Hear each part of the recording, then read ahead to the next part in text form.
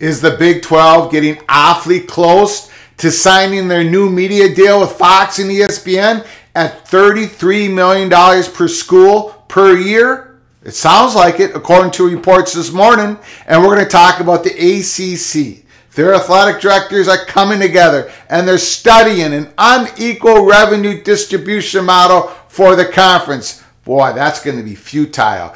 All this on episode 78 of College Football's Peek Around the Corner with your host, Greg Pflugar. Before we get into it, please smash the like button. If you like the content, it helps us so much with the algorithms on YouTube. Share the video with your family and friends. And if you haven't done so, please subscribe to this ever-growing college football YouTube channel. When you subscribe, you will get notified of our upcoming episodes, our live shows, our emergency episodes, and all that stuff. So please do all that. Let's get into it. First, we're going to talk about the ACC. Then we're going to talk about some interesting news coming from the Big 12. Let's get to the ACC first. From Brian Murphy yesterday from News and Observer. Okay, he's an investigative reporter. That's the same newspaper that cracked open the text messages between Bubba Cunningham, the North Carolina athletic director, and Gusowich, the UNC chancellor. The text messages between those two gentlemen on the night of June 30th, the night that USC and UCLA announced they were joining the Big Ten. We did episodes on that. You can go to our YouTube channel, look at the episodes. This is the same newspaper that cracked that. Now they're giving us some more information inside the ACC. Brian Murphy, in a tweet yesterday, ACC has a group of ADs, athletic directors, currently studying an unequal revenue distribution model for the conference. Among questions, what should it be based on? Postseason success in football, basketball, or all sports? Number of sports and scholarships? Academic success? Wow.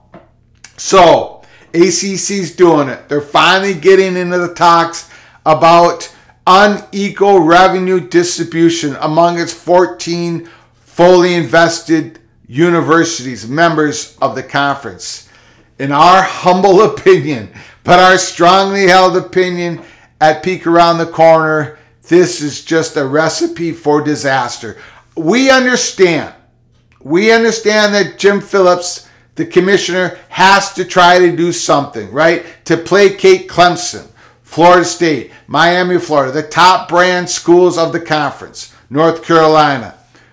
However, anytime a conference goes down this pathway of unequal revenue distribution, wow, there's so many landmines to this. Look, ACC really cannot, I mean, they have a few options, but they really can't bump up the revenue for the conference.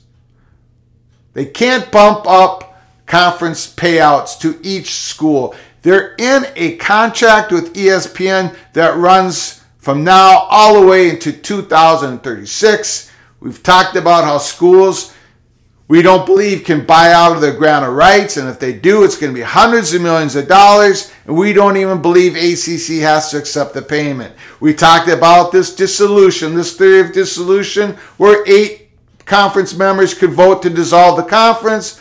Therefore, there would be no conference, no ACC that would own each of these schools' media rights. That's keeping them in the conference. But we talked about how we are not true believers of that as well. But we do talk about it at Peek Around the Corner because we talk about everything at Peek Around the Corner, even the things we don't really believe in. However,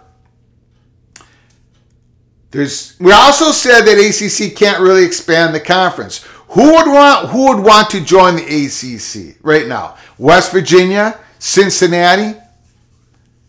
Would ESPN give more money to these ACC schools to incorporate at Cincinnati and West Virginia? And would West Virginia want to go to the ACC knowing that the contract goes until 2036, while the Big 12 contract, which we're going to talk about here later in the episode, is probably only going to run from about 2025 to 2030, 2031. The Big 12 is going to eat first again before the ACC. They're going to get their new contract after this one before the ACC will. Does West Virginia really want to risk going to the ACC right now, even if they received an invitation to the conference? Wow, I don't think so. I don't think so. I think ACC doesn't have really any good options. If Notre Dame doesn't join the conference in full with their football program, don't think the ACC has any real good options, except they should go from 8 conference football games to 9 conference football games. That might bump up their revenue per school. Other than that, don't think they have a whole lot of options. So they're looking at an unequal revenue distribution model for the conference. Well, my goodness, how is that going to work? Brian Murphy puts this out in a tweet yesterday. You know, it would only work, really, it would only help schools like Clemson and Florida State, possibly, Miami of Florida, possibly, if the unequal revenue distribution model incentivizes success for a football program. Right? So if you win the conference, you get more money. Either bowl games, the bowl money would stay for the schools that go to the bowl games. But the problem is all the athletic directors in that conference knows this, and they want other variables into the mix, other ingredients into the soup. Right? When you have this many cooks, they're gonna want to add so many more ingredients. Academic success, how many sports and scholarships does a school have? Let's add basketball success. So at the end of the day, when you add all this stuff in, you don't really have unequal revenue distribution. It sort of balances it out anyways. It's all this is a bunch of horse trading of votes, trying to come up with the metrics for an unequal revenue distribution puts you basically in the same place as you were before you even did this exercise. I mean, how much more money really would a Clemson get in this unequal revenue distribution when you're going to throw in all these other items, variables within the metrics? Because that's what's going to happen. A group of athletic directors, what group of athletic directors? Is it 5? Is it 6 of them? Is it just the big brand football schools? All this does is create hardship, heartache, bad relationships. When you do the unequal revenue distribution inside a conference, it's been tried before. It's going to be tried here by the ACC. Again, Florida State is frustrated. Clemson is frustrated. These big-time football, big-brand schools in the ACC are frustrated. They're underneath this grant of rights until 2036. They can't seem to get any more revenue. They're seeing SEC and Big Ten skyrocket with their new media contracts. And here the ACC is going to be in the low $30 million for each school conference payouts as far as the eye can see. And so they're going to this. They're studying an unequal revenue distribution. It's futile, folks. It's futile. It's not going to work. Again, if you disagree with us here at Peek Around the Corner, or if you do agree, put your comments down in the comment section below the video. We appreciate it. I read all of them. But this is just futile. The only person that this helps, a group of athletic directors, studying an unequal revenue distribution model. The only person that this truly helps is Jim Phillips, the commissioner, because he can say he took action. He can check it off on his managerial leadership. You know, we tried this, we're doing this, it's a talking point, but it's futile. It's not going to make anybody happy, and there's a good chance it's going to make some people very unhappy inside the ACC. Again, put your comments down in the comment section below the video. Let me know your thoughts on this action taken by Jim Phillips, getting a group of athletic directors to study an unequal revenue distribution model for the conference. Wow.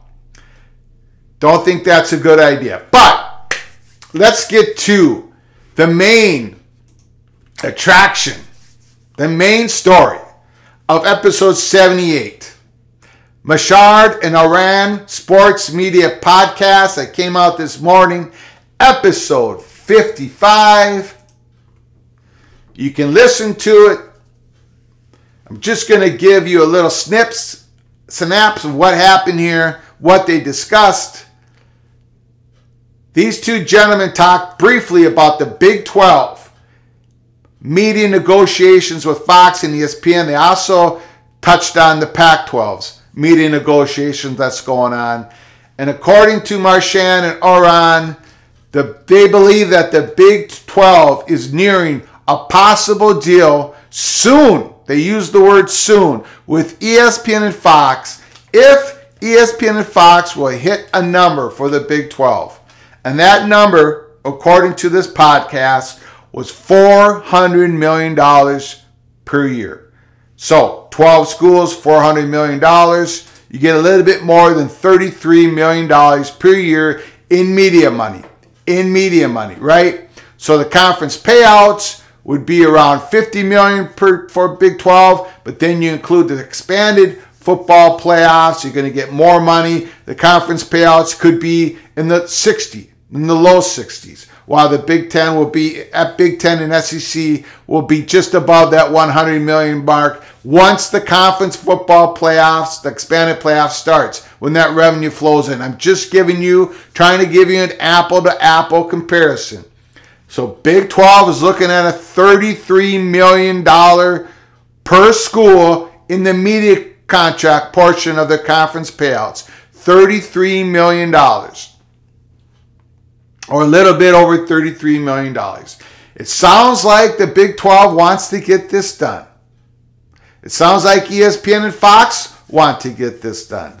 And they also mention here just a little phrase or two in this podcast about the expansion window still being open for the Big 12. Go listen to the podcast yourself. We talked about earlier, or was it last week, late last week, or maybe early this week, talking about how it was a report out that the pro rata portion of this contract would be intact. That clause would be intact inside the new Big 12 media, which means new Big 12 media contract, which means it will be easier for the Big 12 to expand if the right candidates appear before them, which would be some Pac-12 schools or possibly San Diego State. So this is good news for the Big 12.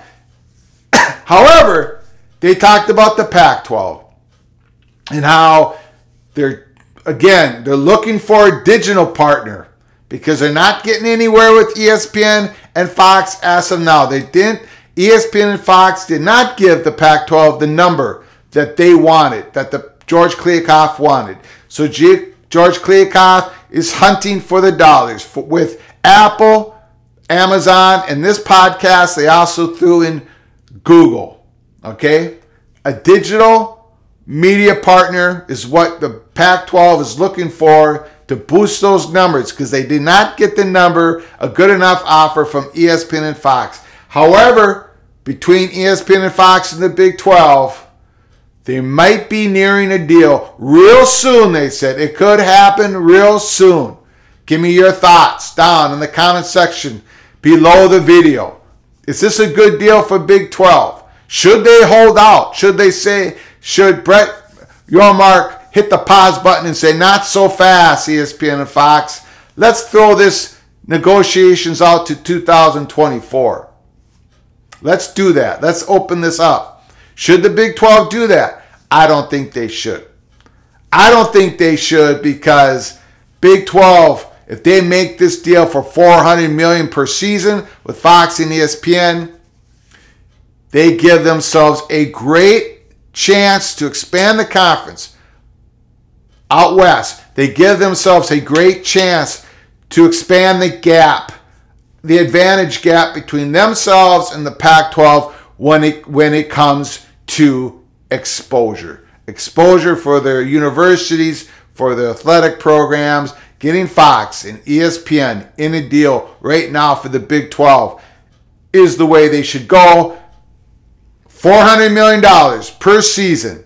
It could happen real soon. According to Marshan and Oran Sports Media Podcast, SBJ. Give it a listen. Give it a listen. Let me know what you all think. Appreciate it. So, until next time, from all of us at Peek Around the Corner to all of you, please, you all take care of each other. Thank you so very much.